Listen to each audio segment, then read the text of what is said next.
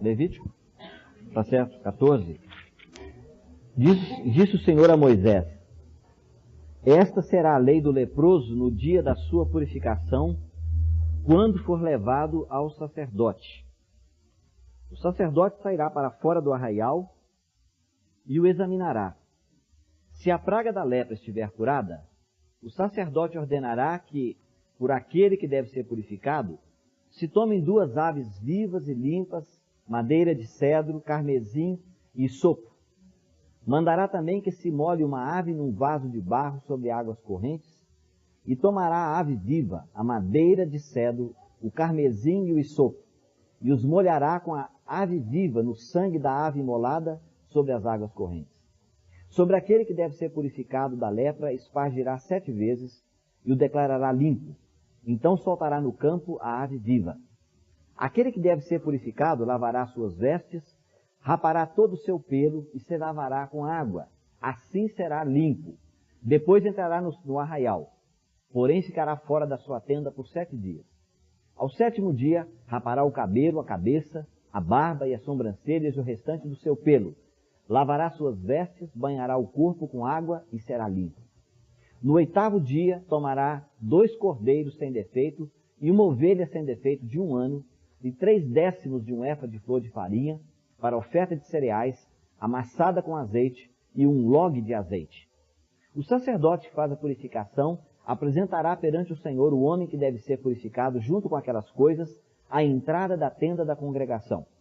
Então o sacerdote tomará um dos cordeiros e oferecerá como oferta pela culpa, junto com o log de azeite. Ele os moverá por oferta movida perante o Senhor. Então imolará o cordeiro no lugar em que se imola a oferta pelo pecado e o holocausto, no lugar santo. Tanto a oferta pela culpa como a oferta pelo pecado pertence ao sacerdote, é coisa santíssima.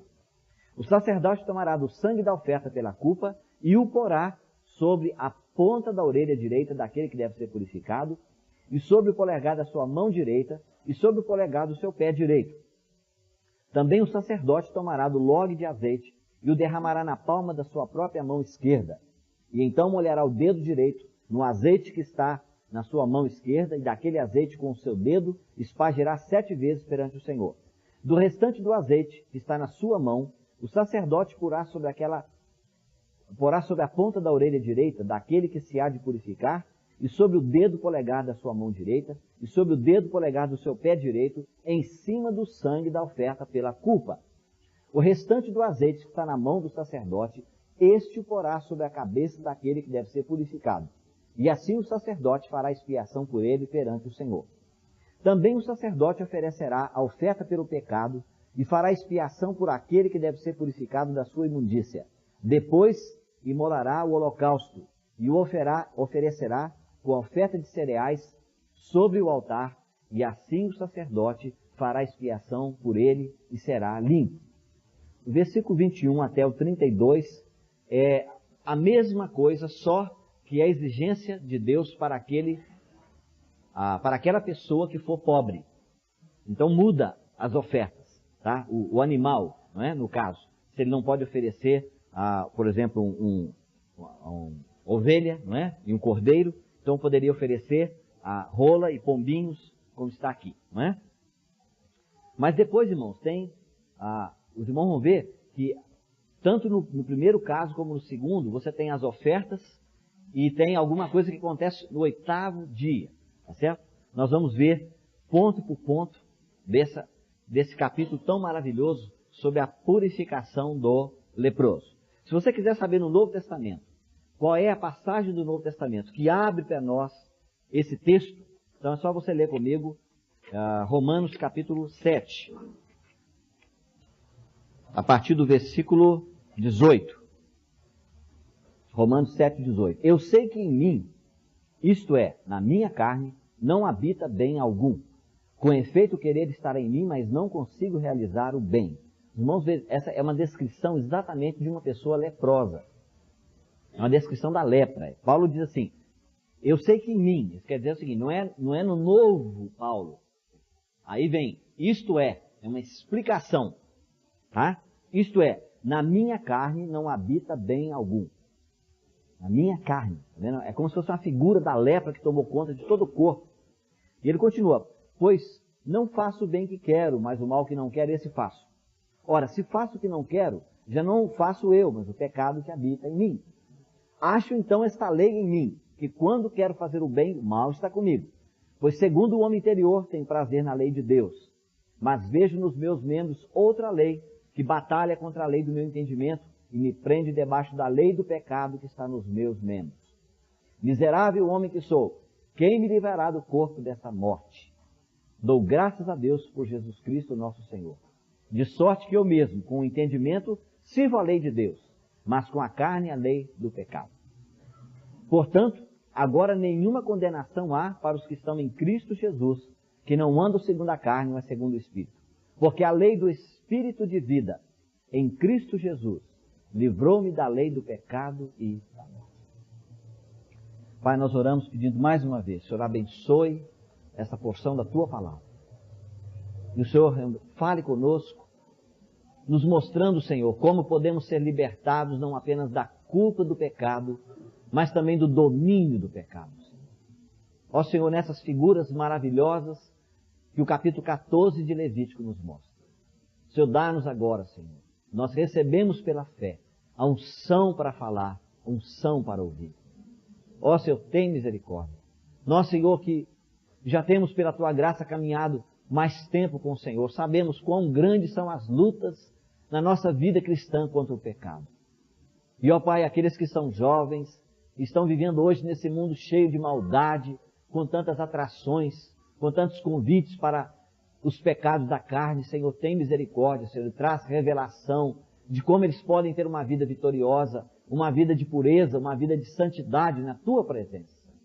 Senhor, traz, Senhor, hoje realmente libertação para nós e para todos aqueles que vierem a tomar conhecimento dessa mensagem, da Tua palavra, através da fita de vídeo ou de áudio. Nós te suplicamos para a glória do Teu nome, para a nossa edificação. Em nome do Senhor Jesus. Amém. Irmãos, Paulo menciona no capítulo 8 que existe 3 leis. Não é? No versículo 2 ele diz, a lei do Espírito de vida nos livrou da lei do pecado e da morte. E nesse capítulo 7, Paulo nos mostrou o que é a lei do pecado e a lei da morte. Quando ele disse, o bem que eu quero fazer, eu não faço, é a lei da morte. Porque a morte significa estado de fraqueza no grau mais elevado. Quando a fraqueza se estabelece no seu último grau na nossa vida, então nós morremos. E isso que Paulo quer dizer, o bem que eu quero eu não faço. Uma pessoa que está com um problema de saúde, e ele sabe onde é que está o remédio, ele não consegue chegar para pegar o remédio, significa que a lei da morte está operando nele. E ele não tem como chegar para pegar. Ele sabe onde é que está o bem, ele sabe onde é que está a salvação, mas ele já não consegue chegar lá porque a lei da morte está operando. Mas a lei do pecado é o mal que eu não quero. E ele diz que essas duas leis, que ele diz que descobriu que havia uma lei que operava nos seus membros, contra a lei do seu entendimento. Segundo o homem interior, segundo o seu espírito, onde Deus habita, ele disse, eu tenho prazer na lei de Deus, mas com a minha carne eu sirvo a lei do pecado. O pecado é uma lei, irmão. E se você lutar contra uma lei, você vai descobrir que, se você soltar alguma coisa no ar, pode ser em qualquer parte do mundo. Soltou, ela vai cair, que é a lei da gravidade. Só que Paulo, ele no capítulo 7, ele estava tentando lutar contra a lei do pecado e a lei da morte. Ele disse, o que eu quero fazer o bem. Eu quero, mas eu não consigo. E aí eu acabo fazendo mal. Mas finalmente, ele chegou no ponto de desespero. E ele disse, miserável homem que sou, quem me livrará desse corpo de morte? Do corpo dessa morte, ou seja, do cadáver desse velho homem que está carregando. E ele diz, graças a Deus por Jesus Cristo. Quer dizer, graças a Deus que é por Jesus Cristo. É através de Jesus Cristo que eu sou livrado desse corpo, desse cadáver, E aí então, ele entra no capítulo 8 dizendo, agora nenhuma condenação há para os que estão em Cristo Jesus. Olha, irmão, por que ele fala condenação? Se ele já disse no capítulo 5 do mesmo livro, dizendo, sendo justificados pela fé, temos paz com Deus por meio de nosso Senhor Jesus Cristo.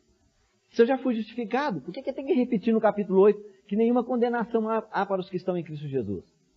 Um estudioso, um irmão estudioso, não é? Fazendo pesquisa de arqueologia, ele descobriu que essa palavra, que condenação, ela significa também incapacidade.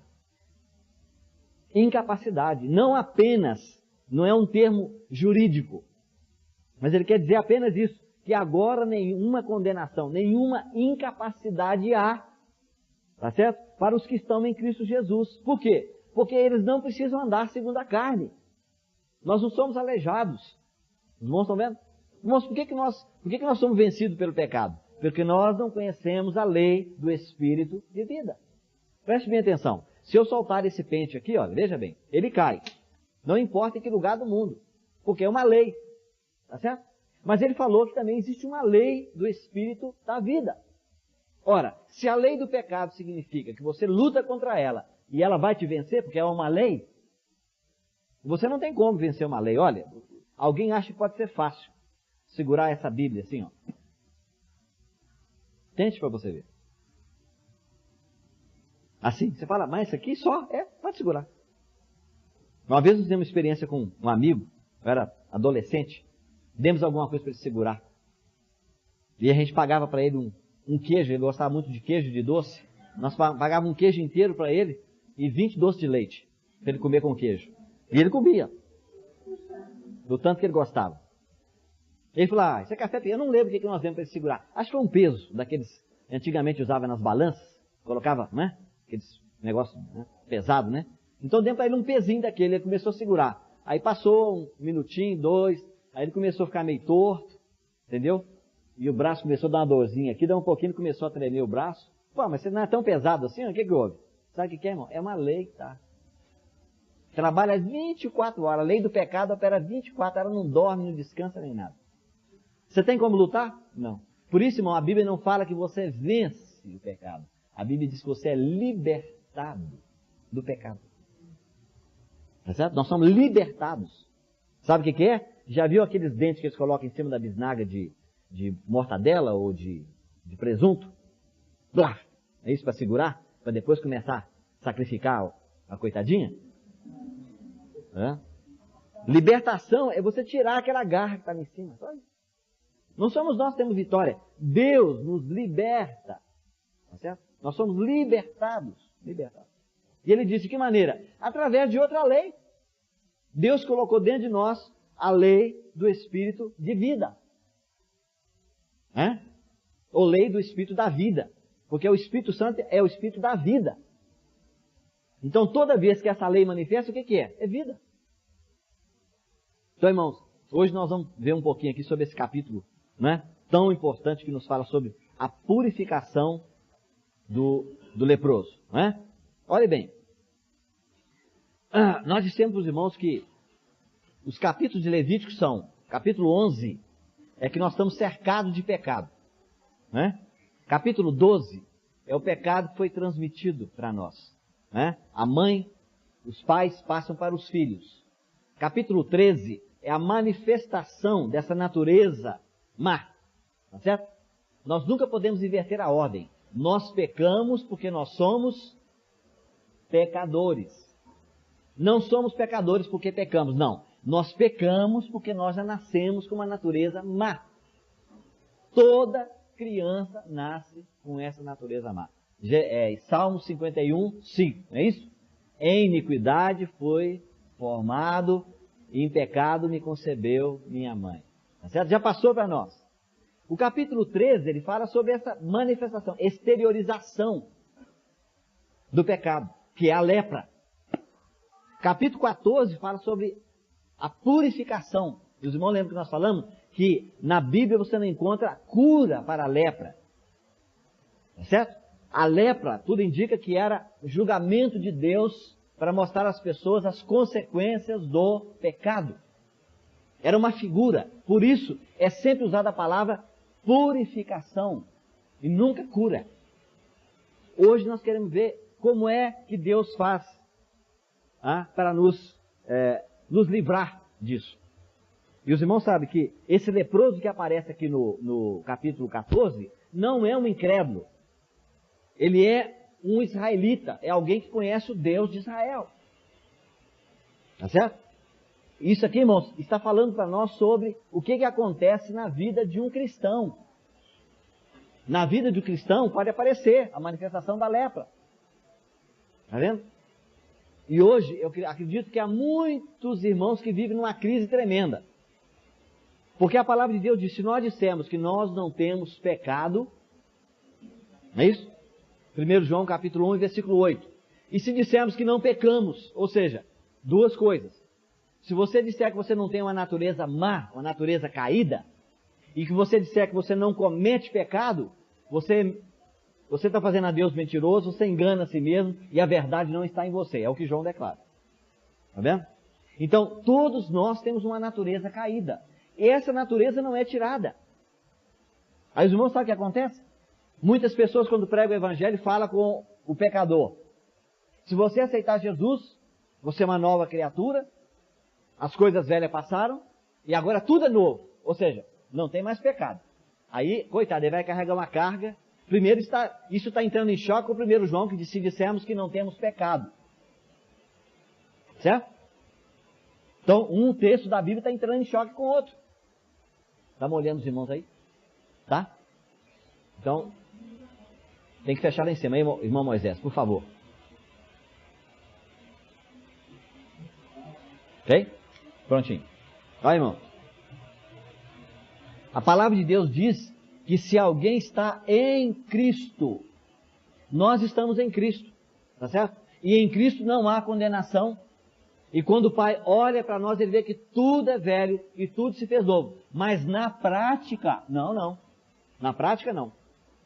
O velho homem, a velha natureza, nossa carne, permanece conosco até o dia do arrebatamento, ou até o dia da ressurreição. Aí que nós seremos, o dia que nós tivermos um corpo glorificado, aí sim.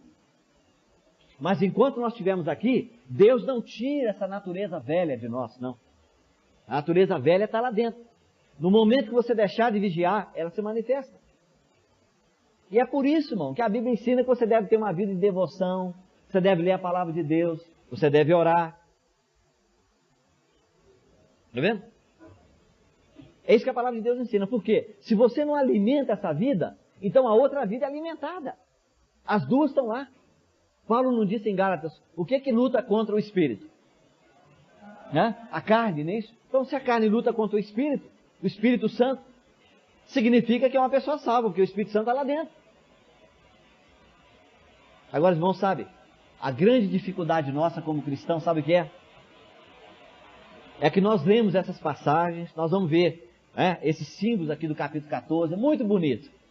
Né? E sabe o que acontece? A grande maioria dos irmãos que estudam a Bíblia, eles ficam apenas com as coisas bonitas dos símbolos.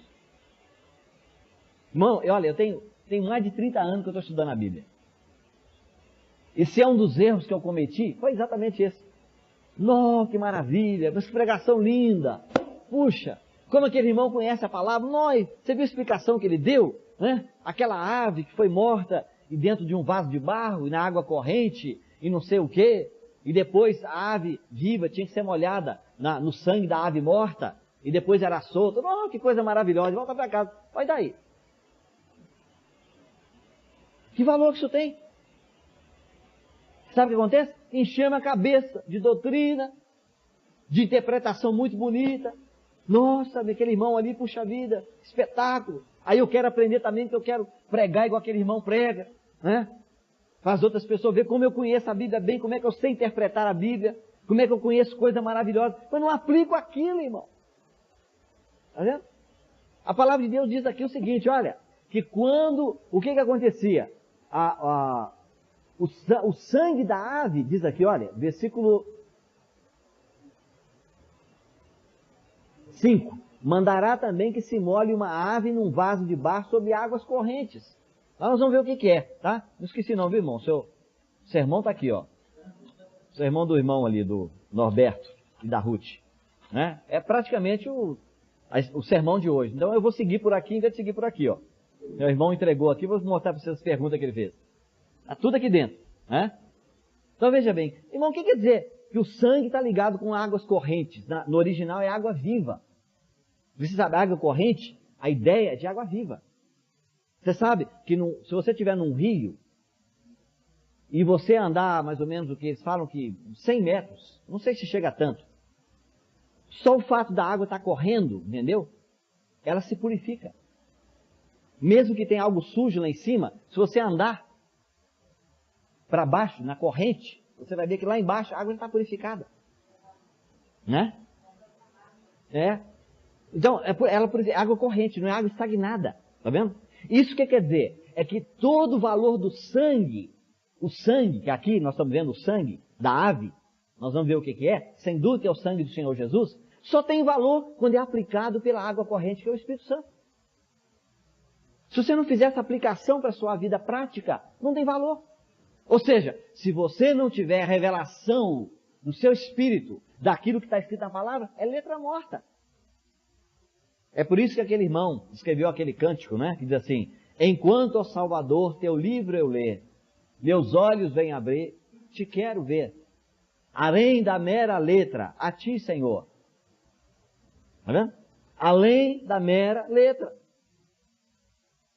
Daqui nós conhecemos aquele monte de coisa, mas não tem valor para a nossa vida. Olha, irmãos, eu lembro quando eu conheci o irmão Christian Shen, eu tinha 11 anos de convertido. Eu já era pastor batista naquela época. Os irmãos me chamavam de Novo Testamento ambulante. De tanto que eu conhecia o Novo Testamento. Na minha Bíblia, eu sabia, estava em cima, embaixo. Qualquer trecho que você lesse, eu sabia. Isso aí é Filipenses, é Colossenses, é Tessalonicenses, é Hebreus, qualquer lugar eu sabia. Mas quando eu conheci aquele irmão, é que Deus começou a me mostrar, olha, tá vendo? Você está com a cabeça cheia de versículos. Na sua vida prática, tem valor quase nenhum. E era verdade. Quando ele pregava, antes de ele abrir a boca, eu já sabia o versículo que ele ia citar. E aí então Deus começou a me mostrar. Olha, se isso aí não for transformado em vida, não tem valor. Não tem valor. Está vendo? A palavra de Deus diz, o velho homem foi crucificado juntamente com Cristo, há 2000 anos atrás. Mas por que está operando na nossa vida até hoje? Se ele já foi crucificado juntamente com Cristo. É porque nós não temos revelação. Está vendo? E aí, irmão, nós ensinamos uma coisa. É que o cristão, ele não pode dizer que ele não pode cometer pecado. Não. Isso não é verdade. Todos nós, como filhos de Deus, nós temos potencial para cometer pecado. Está dentro de nós. Mas também nós temos a possibilidade de não cometer pecado. Tá certo? Entendeu a diferença? Não é que você não pode cometer pecado. Não, você pode. Mas você tem uma possibilidade. Não é que você não tenha a capacidade para pecar. Não, você tem. Mas você tem a possibilidade de depender do Espírito Santo e não cometer pecado. Tá certo? Mas no momento que você deixar de vigiar, de depender do Senhor, na mesma hora as coisas velhas brotam tudo de novo. Tudo de novo. Os irmãos lembram? Nós falamos aqui a respeito da lepra. Pode aparecer de uma mancha, não é isso? Do tamanho da cabeça de um alfinete, uma mancha lustrosa. É isso? Pode ser uma lepra envelhecida. É isso? Pode ser uma úlcera que foi curada, mas daquela úlcera surgiu uma outra úlcera que não foi devidamente curada. A lepra pode vir de uma queimadura, de algo que você sofreu, tá certo? Alguém te bateu com ferro quente, te marcou, te fez sofrer, e através daquele sofrimento, daquele ferimento, daquela queimadura, pode surgir a lepra. É isso? Nós falamos para os irmãos que existe lepra na roupa. Lamentavelmente, irmão, tem. E aqui, olha, hoje você não fala de roupa na lepra, lepra na roupa não é só da questão de relacionamento. Porque a roupa não sou eu, ela está relacionada comigo. Eu posso tirar. Mas, irmão, existe o aspecto literal. Há roupas que têm lepra. Em algumas roupas, hoje, estamos falando de roupa mesmo. Algumas roupas pode se cortar, aumentar alguma coisa, tirar alguma coisa, não sei, e consertar aquilo ali, tirar a lepra. Mas, em alguns casos, se descobria que não tinha jeito. A lepra voltava novamente. Ou seja, há roupas que precisam ser queimadas. Nem vendida para outra pessoa. Nem colocada num bazar nem vendida lá no lugar que vende roupa usada. Não, é para ser queimada mesmo. Certo? Existe existe lepra na casa. Está no capítulo 14. Né? A partir do verso 33, começa a falar sobre esse tipo de lepra. Ou seja, existe lepra na família e existe lepra na igreja. Os irmãos sabem que o povo de Israel foi isso que aconteceu. Deus descobriu que tinha um sintoma de lepra. O que aconteceu? Eles foram lá, né, e examinaram a situação, tentaram remediar, consertar a coisa, como está lá nas normas que estão aqui do capítulo 14, mas finalmente, no ano 70, o Senhor disse, não tem jeito. Tem que derrubar tudo. Aí derrubou pedra, não ficou pedra sobre pedra que não fosse derrubada. Isso aconteceu no ano 70. Até hoje, Israel está sem templo, eles não têm mais o templo. Muito bem. Então, irmãos, olha, o que nós queremos ver hoje, tá? Esses símbolos aqui que nós vamos ver, eles falam todo o sacrifício de Jesus. E aqui você vai aprender a lição importante. Se você não sabe o que é o holocausto, quando o que tinha lepra e foi purificado, ele oferece o sacrifício de holocausto, você não sabe o que significa. Você não sabe a importância disso. Quando ele oferece a oferta de cereais, a flor de farinha, você não sabe o que significa. Está vendo? Se nós tivéssemos começado do capítulo 1, nós já saberíamos, né? Não começamos do 11. Mas nós vamos para lá depois. Porque hoje nós estamos falando apenas capítulo 11 a 15 é o quê? Diagnóstico, né? É o diagnóstico. Depois nós vamos para o capítulo 1 a 7, que é o quê? Né? O remédio. É isso? E depois nós vamos para o 8 a 10, que é a prescrição, a posologia. Tá certo? Nós vamos ver lá. Mas hoje nós vamos falar um pouquinho sobre algumas dessas ofertas aqui rapidamente. Então, a primeira coisa é que, veja bem, capítulo 14, verso 2 diz, essa será a lei do leproso no dia da sua purificação, quando for levado ao sacerdote. Veja, essa pessoa ainda era levada ao sacerdote. Veja, sem dúvida aqui, o irmão perguntou outro dia, né? Qual o momento que a pessoa que está impura fica apta para ser levada ao sacerdote, né? Quem que a leva?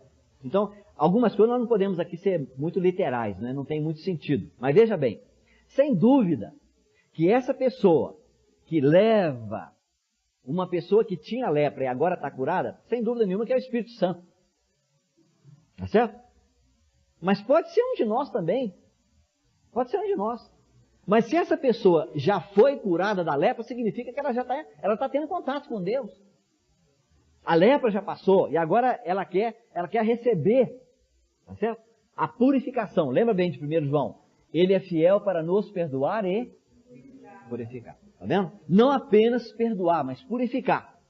Tá certo? Então veja, irmão, todas as vezes que um leproso, uma pessoa que tinha lepra, ele procurava o sacerdote estava disponível e ele saía fora do acampamento para encontrar com ele, porque ele não podia entrar ainda. Tá certo? Isso quer dizer o seguinte, que o nosso Senhor, ele está sempre disponível para nós. Tá certo? Nunca ele está demais ocupado, que ele fala, olha, agora eu não posso te atender não, está atendendo aqui um espiritual, que ainda não teve esses problemas seus de lepra, não. Não, nunca ele faz isso. No momento que você procura, ele está sempre disponível para nós. Sempre disponível. Os irmãos lembram, Hebreus capítulo 7 diz que o Senhor Jesus, ele pode salvar completamente os que se achegam a Deus através dele. Os irmãos estão vendo? Esse salvar completamente aqui, irmão, não tem nada a ver com a salvação inicial, não. É nos levar à libertação, não somente da culpa do pecado, mas do domínio do pecado e também do domínio do ego. São três coisas. Nós temos que receber a libertação da culpa do pecado, do domínio do pecado e do nosso eu. Tá certo? E ele diz e ele vive para interceder por nós. Então, quando o sacerdote colocava um leproso fora do acampamento, ele não ficava tranquilo, ele não ficava alegre, ele se entristecia, ele carregava aquela carga. E assim é com o Senhor Jesus, ele vive para interceder por nós. Cada momento que nós estamos passando pelas lutas e dificuldades e pecados e falhas, ele está intercedendo por nós. Ele não cessa, é o ministério dele hoje, desde que ele subiu para o Pai, o ministério dele, que ainda não terminou, é o ministério de intercessão. Agora veja, aqui a palavra de Deus nos mostra qual que era o procedimento. Então, a partir do versículo 4 diz assim: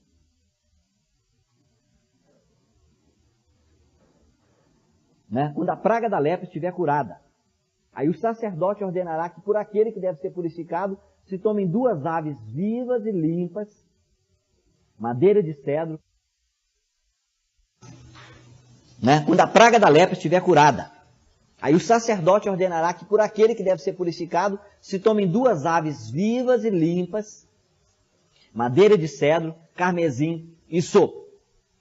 Essas 3 coisas, tá vendo? Agora vamos ver, cada uma delas o que significa. 2 aves limpas e vivas, madeira de cedro, carmesim e sopo. Algumas traduções trazem escarlata, não é? Ou não? Não é carmesim? Carmesim? Estofo. 2 aves limpas e vivas, madeira de cedro, carmesim e sopo. Veja, irmãos, quando nós estudamos o Velho Testamento, são figuras para nós da verdade que já está no Novo Testamento. A verdade está no Novo Testamento. Isso para nós são apenas símbolos. É o que nós chamamos de tipologia. Está vendo? Tipologia. Então o que significa aqui? Primeiro, aquela pessoa que está leprosa, está vendo? O que acontece com o corpo dela? O corpo dela está corroendo. É isso? Está sendo comido todinho. Você já viu o rosto de uma pessoa leprosa? É uma coisa horrorosa. Come tudo, o nariz, tudo cheio de buraco. É uma visão horrível. É isso? Por isso que as pessoas, lembra naqueles filmes que mostra a época de Jesus? O leproso ele cobria, ele tampava o rosto com aqueles, e gritava de longe, imundo, imundo, para a pessoa não chegar perto dele. É uma coisa horrorosa. Terrível. Então veja, o que é o cedro? A característica do cedro, dessa madeira, é incorruptibilidade. O cedro significa vigor, durabilidade. E sabe o interessante? Essa madeira não era encontrada no deserto. Tá vendo? Só na terra de Canaã. Veja bem, irmão, olha, as lições. O que o Senhor está querendo nos ensinar? Terra de Canaã é a vida de Cristo para nós, mas é a vida abundante. O povo de Israel, quando estava lá no Egito, quando eles comeram a carne do cordeiro e passaram o sangue no umbral, eles já têm a vida. Eles já receberam vida. Jesus disse, eu vim para que tenhais vida. João 10:10. Mas ele disse, eu vim para que tenhais vida e vida em abundância. Está vendo? Essa vida em abundância é Canaã, não é no deserto. Antes de entrar em Canaã, nenhum deles pode dizer que tem essa vida. Então a terra de Canaã é onde você encontra madeira de cedro. Significa essa vida incorruptível. Tá? É o vigor. É o contrário do que estava acontecendo com o pobre do leproso. Não é? O carmesim, veja, ou escarlata, como está em algumas traduções. Os irmãos sabem que é alguma coisa de cor avermelhada. Está vendo? O que acontece aqui? Deus está querendo dizer o seguinte para nós. Os tumores que estavam no corpo do leproso, tá certo? Eram tumores de carne morta, putrefatos. Tá certo? E agora, aquela coisa, lembra lá quando diz que surgiu no meio de uma ferida, surgiu uma carne viva, avermelhada. Tá vendo? Era vermelho, era uma carne viva. Nasceu alguma coisa, mas nasceu no meio da morte. Tá vendo? Era lepra. Como é que você pode tirar do impuro, você pode tirar o puro? Não tem jeito. Essa vida que está ali não tem valor. É igual os em Jericó. Você sabe o que significa Jericó? Alguém sabe? Não? Lê o livro de Josué, A Vida Depois da Vírgula, lá tem explicação. Sabe o que é? Fragrância, perfume. Tá vendo? Mas Jericó? Mas qual é o perfume? Perfume do velho homem. E quando você conquista Jericó, o que acontece? Aí passa a ser o perfume de Cristo. Tá vendo? Essas são as figuras que você tem. Tá vendo? Então o carmesim aqui, irmão, indica a expulsão daqueles tumores de carne morta, estragada. Tá certo? E o problema da restauração do sangue do leproso. Porque lá diz o seguinte, quando aquela ferida, aquela úlcera, aquela inchação, aquela mancha lustrosa for mais profunda do que a pele, tá? Já caiu na corrente sanguínea, então o sangue dele está contaminado. Tá vendo? Então, irmão, esse vermelho aqui significa a restauração do sangue à sua própria cor. Não aquela carne avermelhada da manifestação do pecado. Mas o homem está sendo restaurado. O hisopo, os irmãos sabem, é fragrância, é perfume. Está vendo? E nos fala do oposto do mau cheiro da lepra, que dá um mau cheiro terrível. Ok. O capítulo 5, o versículo 5 a 7 diz: mandará também que se molhe uma ave num vaso de barro sobre águas correntes, e tomará a ave viva, a madeira de cedro, o carmesim, o hisopo, e os molhará com a ave viva no sangue da ave imolada sobre as águas correntes. Sobre aquele que deve ser purificado da lepra, espargirá 7 vezes e o declarará limpo. Então soltará no campo a ave viva. Então veja bem, o que nós temos aqui? A restauração do leproso é mostrada de duas maneiras. Veja bem, uma ave viva e uma ave morta. Está vendo? Então, morte e vida. Outra coisa, essa ave que era morta, como é que acontecia? Diz aqui, ó. Mandará também que se molhe uma ave, onde? Hã? Não, irmão, não siga a sua cabeça. Versículo 5, ó. Mandará também que se molhe uma ave. Hã? Os irmãos estão me acompanhando, não, né? Irmão, nós estamos lendo Levítico 14, verso 5. Tá ok? Mandará também que se molhe uma ave num vaso de barro. Tá vendo? Então, dentro de um vaso de barro, o que acontecia? A ave era imolada dentro daquele vaso de barro. E sobre as águas correntes. Tá vendo? Então, o que significa isso, irmão? Essa ave que era morta, sem dúvida nenhuma, que representa o Senhor Jesus da morte dele. Por que é dentro de um vaso de barro? Se você quiser a explicação do vaso de barro, é Paulo que dá lá em 2 Coríntios 4, 7. Ele diz que Deus colocou tesouros dentro de vaso de barro. Somos nós. Né? Nosso corpo, que, simbolizando, dentro desse vaso de barro, tem um tesouro que é o Senhor Jesus. Está vendo? Então, o que é o vaso de barro? É a pessoa humana do Senhor Jesus. Tá certo? Aquela ave, que é o Senhor Jesus, e o vaso de barro significa que ele se encarnou. Ele tomou essa natureza nossa do barro, nosso corpo, que foi feito do pó. Só que é sobre as águas vivas, ou águas correntes, que é a figura do Espírito Santo. Está vendo? O que significa isso, irmãos? Essa água corrente, o sangue quando cai em cima daquela água corrente, o que acontece? A água corrente leva o sangue. O que é isso? É o oposto do sangue do leproso, que agora está estagnado, sangue grosso. O sangue dele vai ficando cada vez mais grosso, mais estagnado. É o contrário. Tá certo? E o sangue do leproso fica assim por causa da lepra, por causa da doença. É o contrário. Agora, aqui você vê, o Senhor Jesus, a palavra de Deus diz, que nele habitava corporalmente toda a plenitude da divindade. Tá certo? Então, dentro do vaso de barro, que representa o corpo do Senhor Jesus, a humanidade do Senhor Jesus, a ave que foi imolada representando a morte dele, tá certo? E isso era feito de acordo com o Espírito Santo. Não é? Veja os irmãos, que está em Hebreus 9,14. Abra sua Bíblia e leia.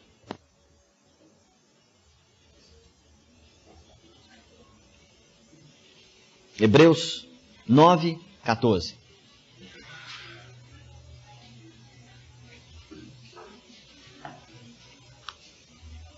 Está falando sobre o sacrifício de Cristo na cruz. Como é que foi?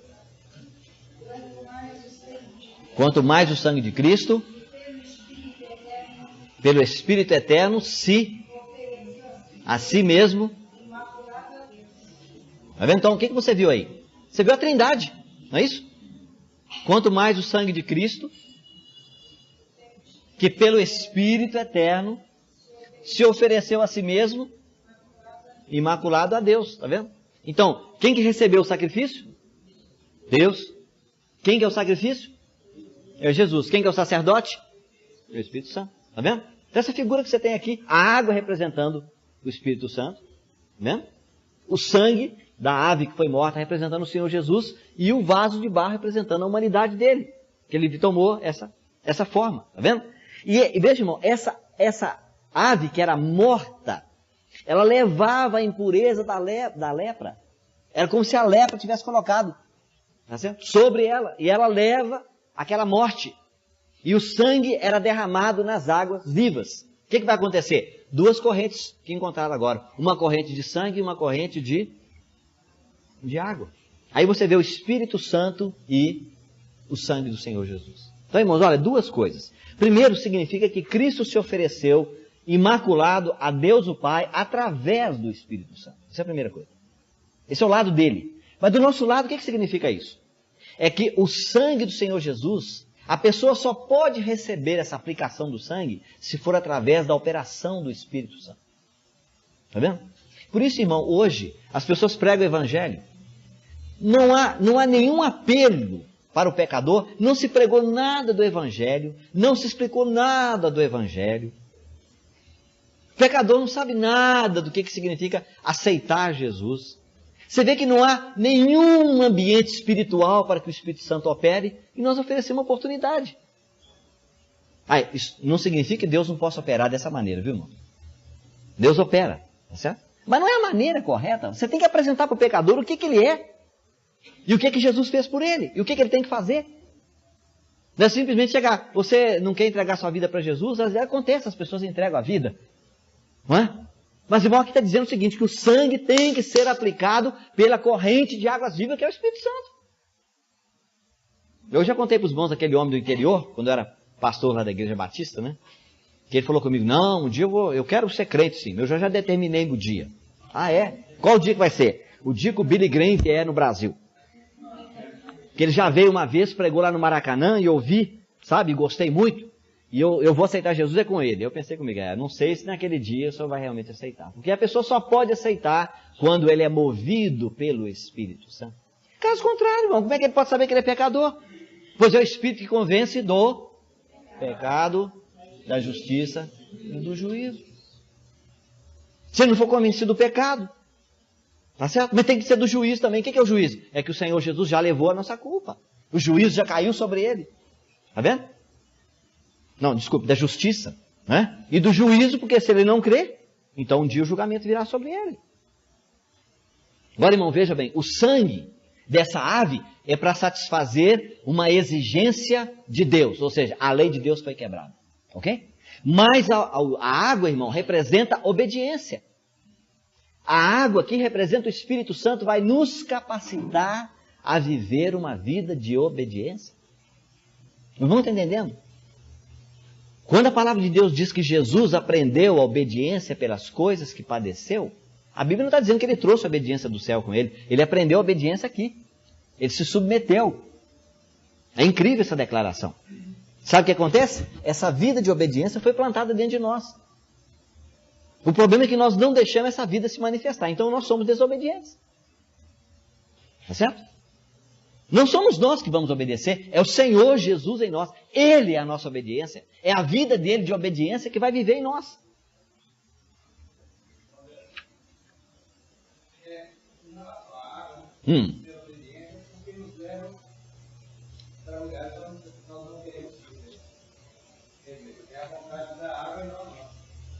Sim, sem dúvida. Mas também quando menciona que é água viva, tá certo? Ela corre, não é isso? Lá em Hebreus também está escrito que o Senhor abriu para nós um caminho novo e vivo. Tá vendo? Só que na água, se você puser o pé, você afunda, né? Ela pode ser corrente, mas não é a mesma coisa com a escada rolante. A escada rolante, ela está subindo. Se você colocar o pé, o que acontece? Ela já começa a te levar. Opa, estou subindo. Isso é escada viva, né? A escada rolante, se ela estiver desligada, não funciona. Mas se ela estiver ligada, você pôs o pé ali, já começa a te levar. É isso que Hebreus capítulo 10 fala, que o Senhor Jesus abriu para nós um caminho novo e vivo. Tá vendo? Você não tem que fazer força. Não é isso? O primeiro dia do homem é o sétimo. Ele foi criado no sexto, o primeiro dia dele já é férias. Primeiro dia já entrou em férias. Os irmãos sabem, isso é evangelho, irmão. Isso é evangelho. Agora a lei não, a lei diz, faz isso e viverás. Mas não, o evangelho é que você já entrou no descanso. O Senhor Jesus já pagou, já fez tudo. Agora entra nessa escada rolante aí, você vai ver, é um caminho novo e vivo. Você pôs o pé e te leva. Tá certo? Se você tentar correr na escada rolante é perigoso, né? É melhor você ficar quietinho. Aí o Senhor vai levar a gente. Tá vendo? Essa água, a água viva representa isso. Agora, irmão, veja, interessante, né? Que no Novo Testamento, esses símbolos, né, são são muito interessantes. E aqui fala o seguinte, é que era necessário a ave viva, madeira de cedro, carmesim e o hisopo. Tá? Os irmãos veem que o hisopo é uma vara, que geralmente ela era usada para fazer, quando estavam espargindo, né? Não sei se tem uma outra palavra, né? Não é, eu quero, aspergir, né? Pois é, mas eu não quero o verbo, eu quero o substantivo, né? Aspersão. Pois é, mas quando você não falaria aspergimento, eu não estou entendendo a palavra, já tentei ver se eu acho essa palavra, não consigo. Tá? O ato de aspergir, tá certo? Aspersão, tá certo? Era feito com uma vara de sopo. Tá vendo? E é por isso que ela é mencionada aqui. Meus irmãos, querem ver interessante? João, no apóstolo João, ele realmente registrou coisas que os outros evangelistas não viram. E ele pegou esses símbolos aqui, e ele aplicou tudo lá no Calvário. Quer ver? Capítulo 19 de João.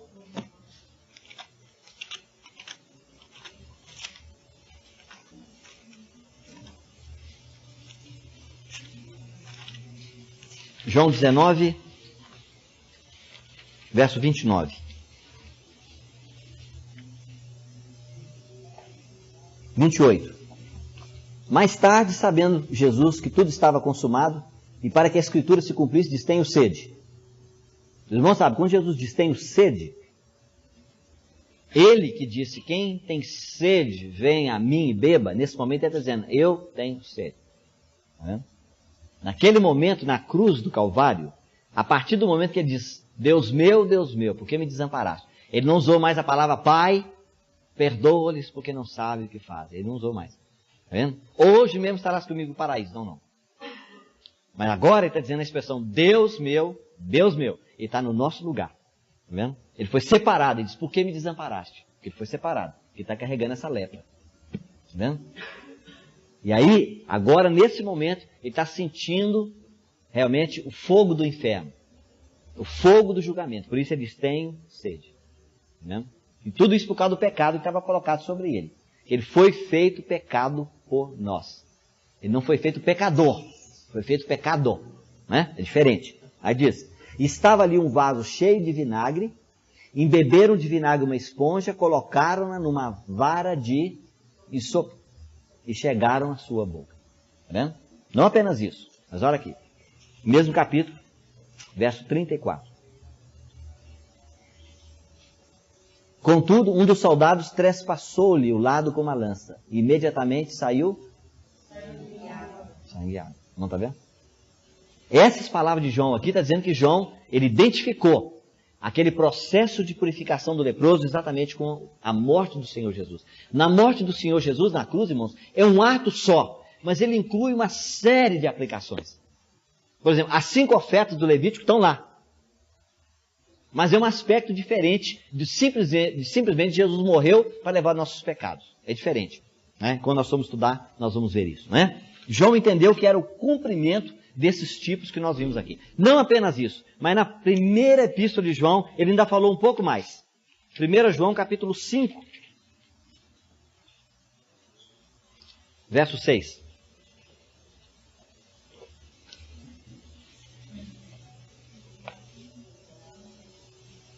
Ele está falando sobre o Filho de Deus, né? Verso 5.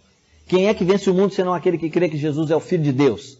Este, Jesus, Filho de Deus, é aquele que veio por água e sangue. Não estão vendo? Ele estava mencionando exatamente aquilo lá. Né? Agora vamos voltar aqui. A água, os irmãos sabem, a água representa natureza santa. Tudo que Jesus fez foi na base do Espírito Santo. Ele nasceu por obra e graça do Espírito Santo. Quando ele se apresentou, a Bíblia diz que ele foi conduzido pelo Espírito Santo ao deserto para ser tentado pelo diabo. Quando ele voltou, ele abriu o livro do profeta Isaías, diz, o Espírito do Senhor está sobre mim, e ele me ungiu para... Aí menciona uma porção de coisas que ele fez, tá certo? E depois a palavra de Deus diz que ele se ofereceu a si mesmo na cruz pelo Espírito eterno. A vida dele toda sempre é relacionada com essa água corrente do Espírito Santo. Tá certo? E o sangue aqui, irmão, veja, o sangue, ele tira de nós aquilo que é oposto à santidade de Deus. O sangue está relacionado em retirar aquilo que ofende a Deus. E a água representa aquilo que é positivo. É a capacidade que foi dada para nós quando nós nascemos de novo para viver uma vida de santidade, oposta, tá certo, àquilo que a lepra tipifica. Agora veja, a ave que ficou viva, o que acontecia com ela? Está escrito aí. Vou voltar aqui. A ave viva, diz aí. Tomará a ave viva, a madeira de cedro, o carmesim e o isopo, e os molhará com a ave viva no sangue da ave imolada sobre as águas correntes. Veja, irmão, sempre relacionado com as águas correntes. Ou seja, nada você pode entender, nada você pode ter entendimento espiritual se não for através da obra do Espírito Santo. Está vendo? Então o que vai acontecer? Essa ave viva agora, ela vai ser manchada, marcada com sangue da ave que foi morta. E o que significa isso? É que o Senhor Jesus não apenas morreu, mas Ele ressuscitou. Está vendo? E essa ave viva, o que acontecia? Ela era soltada, diz aí. E então soltará no campo a ave viva. Versículo 7, a última parte do versículo 7. Ou seja, Jesus, Ele morreu, mas Ele ressuscitou e voltou para o Pai. E até hoje, Ele tem nas asas a marca, não é, da morte. Isso? Depois de ressurreto, Ele falou com Tomé, enfia o seu dedo aqui, enfia no meu lado. É isso? Ele diz, vede que um espírito não tem carne e ossos como vede que eu tenho. Pode enfiar a mão para você ver que o buraco estava lá. E é com esse corpo marcado, tá certo? Está sentado à direita do Pai até hoje. É essa ave aqui. Essa ave que está aqui. Muito bem, irmãos. Acho que um minutinho ainda, né? Ok. Versículo 8 e 9. Aquele que deve ser purificado lavará suas vestes, rapará todo o seu pelo e se lavará com água, e assim será limpo. Depois entrará no arraial, porém ficará fora da sua tenda por 7 dias. Ao 7º dia rapará o cabelo, a cabeça, a barba, as sobrancelhas e o restante do seu pelo. Lavará suas vestes, banhará o corpo com água e será limpo. Então, esse é outro processo. Agora, o que vai acontecer? Ele vai entrar no acampamento, que ele não podia entrar no acampamento, mas ainda não pode entrar na sua tenda. Ele vai ficar fora da sua tenda 7 dias. Irmão, sabe o que é isso? Deus é muito cuidadoso. Esse processo de purificação não é imediato. Nós podemos cometer um pecado, pedir perdão, receber o perdão imediato, restaurar a nossa comunhão com Deus rapidamente, imediatamente. Mas a purificação, irmão, leva. Os irmãos lembram que eu usei a figura, né? Se você mexe com óleo, a sua mão fica suja. E você tenta lavar e a sujeira fica ali. Você pode dizer que a sua mão está limpa? Está limpa. Você pode pegar em qualquer coisa limpa, numa roupa branca, que ela não vai deixar mancha, mas ela está agarrada na sua pele. Aí só, tá certo? Com a repetição, né? Lava hoje, lava amanhã, aí você vai vendo que a marca do óleo vai saindo. Isso é o processo de purificação, tá certo? Algumas coisas que nós fazemos, elas não se resolvem imediatamente. Você carrega aquilo por um pouco de tempo. Lógico que não é a sua comunhão interrompida com o Pai, não é? Então, irmãos, olha, o que significa lavar as vestes? Veja bem, olha aqui. Lepra na veste, tá certo? Contaminação, estava em contaminação com leproso. Tudo que tivesse qualquer relacionamento com a vida de pecado daquela pessoa tem que ser tratado. Então tinha que ser lavado, tá vendo? E ele raspará todo o seu pelo. Irmão, o que é rapar o pelo? Da cabeça, não é isso? Diz aí. O cabelo, a cabeça, a barba, a sobrancelha, e o restante do seu pelo. Ou seja, todas as partes do corpo onde tinha pelo, tinha que ser rapado. Sabe o que significa isso? É que o cabelo é o desenvolvimento natural, não é isso? Você não precisa nem preocupar que o cabelo está crescendo. A gente às vezes até queria que não crescesse tanto, não é isso? Como a unha, cresce. Quando você olha, já cresceu. E corta, amanhã, olha, hoje já cresceu o cabelo. É o desenvolvimento natural. Então tudo isso, irmão, tinha que ser tratado, tá certo? Tinha que ser lavado com água, diz aqui. Se lavará com água e assim será limpo. Depois ele entrará no arraial, porém ficará fora da sua tenda por 7 dias. Irmão, olha, quando você vê uma pessoa que cometeu determinado pecado, às vezes uma coisa que se tornou pública, e aquela pessoa diz que resolveu todo o problema e tal, e você vê aquela pessoa toda, né? Você não vê as marcas do arrependimento. Tá? É como se não tivesse acontecido uma coisa tão séria. Isso é perigoso. E muito perigoso. Então, uma pessoa realmente, quando ela chega a cometer alguma coisa séria, como é mostrado na lepra, tá certo? Alguma coisa que é pública, essa pessoa tem que ter uma humildade. Ela entra no acampamento, ela pode ter comunhão com seus irmãos, mas a Bíblia diz, ela fica 7 dias ainda fora da sua tenda. Eu não saberia dizer muito bem para os irmãos o que é, o que significa isso. Mas é alguma coisa que mostra que a situação da pessoa ele ainda não está totalmente restaurado. Perante as pessoas, perante a tenda dele. Tá certo? Ele já entrou lá, mas ainda falta, irmão, um 8º dia. Tá vendo? Aí no versículo 10 diz, ao 8º dia, aí ele vai tomar 2 cordeiros sem defeito, uma ovelha sem defeito de 1 ano, 3 décimos de uma flor de farinha para oferta de cereais amassada com azeite e 1 log de azeite. Tá vendo? E aí então você vai ver o significado dessas ofertas. Eu vou só mencionar rapidamente para os irmãos. Primeiro, versículo 12. O sacerdote tomará um dos cordeiros e oferecerá como oferta o quê? Pela culpa. Oferta pela culpa, é oferta de transgressão. Se você for examinar aquele capítulo de 1 a 7, você vai descobrir que é a última oferta. E eu disse para os irmãos que a última oferta, na nossa experiência, é a primeira. Tá certo? O que é? Essa oferta pela culpa é pelo ato que nós cometemos errado. Tá vendo? E os irmãos vão ver, quando você estudar aquela oferta, ela é muito interessante. Porque a pessoa, quando ele cometia uma transgressão, ele tinha que restituir a 5ª parte. Certo? É muito interessante isso. Porque é como se Deus estivesse dizendo que pelo fato do pecador ter caído em pecado, em transgressão, e ter cometido alguma coisa que ele não deveria, quando ele é restaurado, ele acrescenta 1/5. Ou seja, Deus vai receber mais dessa pessoa, mesmo depois de ter pecado, do que se ele não tivesse cometido pecado. Agora, por favor, irmão, não me entenda que isso é um incentivo para se pecar. Então vamos pecar porque Deus vai ganhar a 5ª parte. Não, por favor, não é isso. É que Deus, na sua infinita misericórdia, tá certo? Ele faz isso. Ele ganha, tá certo? Mas de maneira nenhuma existe um incentivo para nós nesse caso, tá certo? É oferta pela culpa. Então, o Senhor Jesus levou as nossas ofensas. Os irmãos estão vendo? No Novo Testamento chama-se pecados. Tá bom, ok? Pecados. O que mais? Veja, ele oferecerá como oferta pela culpa junto com o log de azeite e os moverá por oferta movida perante o Senhor. Tá vendo? Sempre a oferta está relacionada com aquela botija de azeite, que representa também o Espírito Santo. Tá vendo? E, versículo 13, imolará o cordeiro no lugar em que se imola a oferta pelo pecado e o holocausto. Agora já não é oferta mais pela culpa, nem pela transgressão.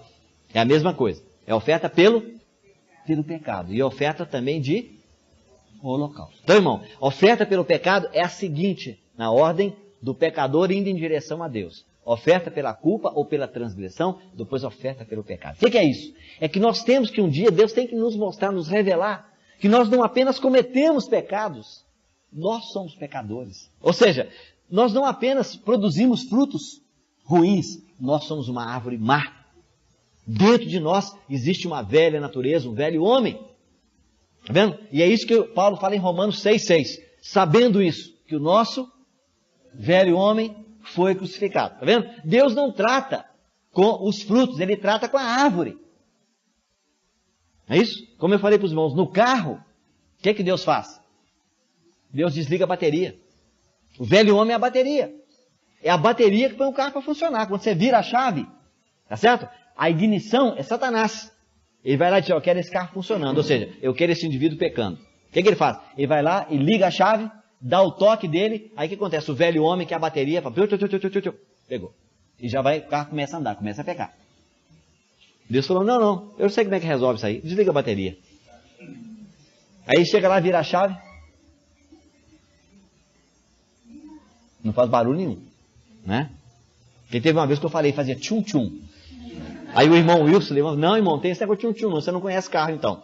Quando a bateria está riada, não tem tchum-tchum, é só preque, pronto. Tá vendo, irmão? Deus desligou a bateria, que é o velho homem. E toda vez que nós somos convidados para pecar, tem que dizer, a bateria está desligada. Tem que dizer para Satanás, Deus já desligou a bateria há 2000 anos já. Está vendo, irmão? Nós não precisamos. Quem é que faz isso, irmão? É o novo homem. Está vendo? Considerai-vos mortos para o pecado. Quem considera mortos para o pecado? O novo homem. Porque o velho homem não pode considerar morto para o pecado. Ele está vivo para o pecado, o velho homem. Ele quer pecar. Está vendo? Isso exige que dentro de você tenha um novo homem. Se não tiver um novo homem, como é que ele vai rejeitar o pecado?